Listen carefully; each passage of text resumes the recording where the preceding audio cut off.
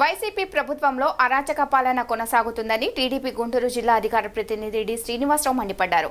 అవినీతి భూదందాలకు పాల్పడ్డారని, అక్రమ కేసులు బనాయించారని, పోలీసులు వారికి కొమ్ము కాశారని ఆరోపించారు. సాక్షాత్తు ఐపీఎస్లే ఒక మహిళపై అక్రమ కేసులు బనాయించి ఇబ్బందులకు గురిచేశారని తెలిపారు. వైసీపీ పార్టీ కనుమరుగవడం ఖాయమని, ఆ పార్టీ నాయకులు ప్రజలకు క్షమాపణ చెప్పాలని డిమాండ్ చేశారు.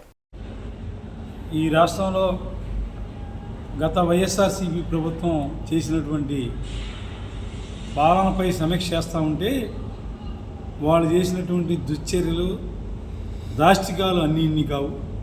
ఈ రాష్ట్రంలో ఉత్తరాంధ్ర శ్రీకాకుళం అక్కడి నుంచి చూసుకొని అనంతపురం వరకు భూదందాలు చేయనటువంటి ఊరు లేదు. అన్ని భూదందాలు చేశారు.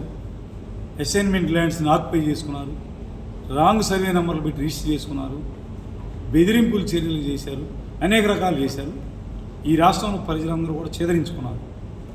ఈ మధ్య 4 రోజుల నుంచి ఈ రాష్ట్రంలో జరిగిన పరిణామాలు చూస్తామంటే, బాంబేలో మంచి సినీ నటి, ఆ మీద అక్కడ అత్యాచారం జరిగితే ఈ దేశం మొత్తం మీద ఏ రాష్ట్రంలో ఎక్కడికి పోవాలో తెలియక వాళ్ళు ఇక్కడ ఒక పిచ్చోడు ఉన్నాడు, ఒక తెక్కలోడు ఉన్నాడు అని ఇక్కడ వీళ్ళని ఎన్నుకొని ఈ రాష్ట్రానికి తీసుకొచ్చి ఇక్కడ అక్రమంగా అన్యాయంగా ఐపీఎస్లు కేసు పెట్టారంటే ప్రజాస్వామ్యానికే తీరని మచ్చ.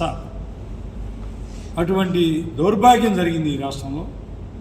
మరి ఐపీఎస్ అంటే మామూలు విషయం కాదు. ఇండియన్ పోలీస్ సర్వీస్ అంటే ఎంతో గౌరవంగా ప్రజలందరూ శాల్యూట్ చేసేదగినటువంటి ఉద్యోగం అది. దాన్ని అడ్డం పెట్టుకొని ఒక మహిళ మీద వారిని తీసుకొచ్చే అన్యాయమైన కేసులు పెట్టి, చిత్రహింసలకు గురి చేసి, నాన్ బెయిలబుల్ కేసులు పెట్టి, ఆస్తులు రాయించుకొని అనేక రకాలుగా బాధ పెట్టారంటే ఈ భారతదేశంలో ప్రజాస్వామ్యం కూని అయింది. ముఖ్యంగా ఆంధ్రప్రదేశ్లో దానికి ఒత్తాసు పలికినటువంటి ముఖ్యమంత్రి గారు వారి ఆదేశానుసారం జరిగిందంటే, ముఖ్యమంత్రి అనే వ్యక్తి గత ముఖ్యమంత్రి జగన్మోహన్ రెడ్డి ఎక్కడా కూడా ఎన్నికల్లో పోటీ చేయడానికి కూడా అనర్హుడు. పూర్తిగా రాజ్యాంగపరంగా చూసుకుంటే మహిళల్ని అన్యాయంగా కేసుల్లో ఇరికించినటువంటి వ్యక్తులు సమాజంలో దేనికి పనికిరారు. ఇప్పుడు కేసులు తోడుతూ ఉంటే సజ్జల రామకృష్ణారెడ్డి గారు ఎవరెవరు పాత్రదారులో మొత్తం బయటకు వస్తూ ఉన్నారు. వాళ్ళందరం కూడా ఎట్టి పరిస్థితుల్లో ఈ కూటమి ప్రభుత్వం, తెలుగుదేశం పార్టీ ప్రభుత్వం వదిలిపెట్టే ప్రశ్నే లేదు. కోర్టులో కేసులు వేశారు వీళ్ళు. అయ్యా, మీరు కోర్టులో కేసులు ఎందుకు వేశారు ఇప్పుడు అర్థమవుతా ఉంది. ఆ రెడ్ బుక్లో రాసిన ప్రతి మాట అక్షర సత్యము. మీరు ఏమేమి అరాచకాలు చేశారు, ప్రజలను ఏ విధంగా ఇబ్బంది పెట్టారు అనేది దాంట్లో రాసి ఉన్నాయి. అది ఓపెన్ చేసినప్పుడల్లా మీకు జ్వరం వచ్చేలా అనుకుంటున్నారు. కోర్టులో ఎందుకు వేశారు ఇప్పుడు అర్థమవుతా ఉంది. ఇప్పుడైనా స్వచ్ఛందంగా మీరు ప్రజలకు క్షమాపణ చెప్పి చేసిన తప్పులను ఒప్పుకొని చెంపలేసుకొని ఏదైనా ఇటువంటి కేసులన్నీ ఏముండయో మీరు స్వచ్ఛందంగా చేసిన తప్పులన్నీ కూడా బయటపెట్టి ప్రభుత్వానికి మీరు కాజేసిన ఆస్తులను రాయండి, ఈ ఆస్తులను వాళ్ళకి అప్పచెప్పండి అని మేము డిమాండ్ చేస్తూ ఉన్నాం. ఇకనైనా బుద్ధి తెచ్చుకోకపోతే ఇప్పటికే పెద్దలు శివరామయ్య గారు చెప్పినట్టుగా వైఎస్ఆర్సీపీ పార్టీ పూర్తిగా ఖాళీ అయిపోతూ ఉంది.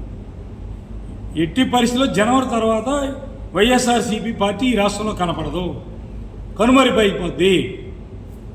అంతవరకు గ్యారంటీ. ఎవడో ఆ పార్టీలో ఉండడో వాళ్ళే చేదరించుకుంటూ ఉన్నారు. కాబట్టి మేము ఇంకొకటి తెలియజేస్తూ ఉన్నాం. గుంటూరు జిల్లా పార్లమెంటు అధ్యక్షుడు తెనాలి శ్రావణ్ కుమార్ గారి సారథ్యంలో ఈ జిల్లాలో, ఉమ్మడి జిల్లాలోనైనా సరే అత్యధిక మెజార్టీలు సాధించిన ఘనత గుంటూరు జిల్లాలో మంగళగిరి 92,000 పైగా, అదేవిధంగా గుంటూరు పశ్చిమ నియోజకవర్గం 51,250 మెజార్టీ సాధించి, అదేవిధంగా ప్రజల సంక్షేమానికి కూడా పెద్దపీట వేసి అనేక రకాల సంక్షేమ కార్యక్రమాలను ముందుకు తీసుకెళ్తున్నటువంటి తెలుగుదేశం పార్టీతో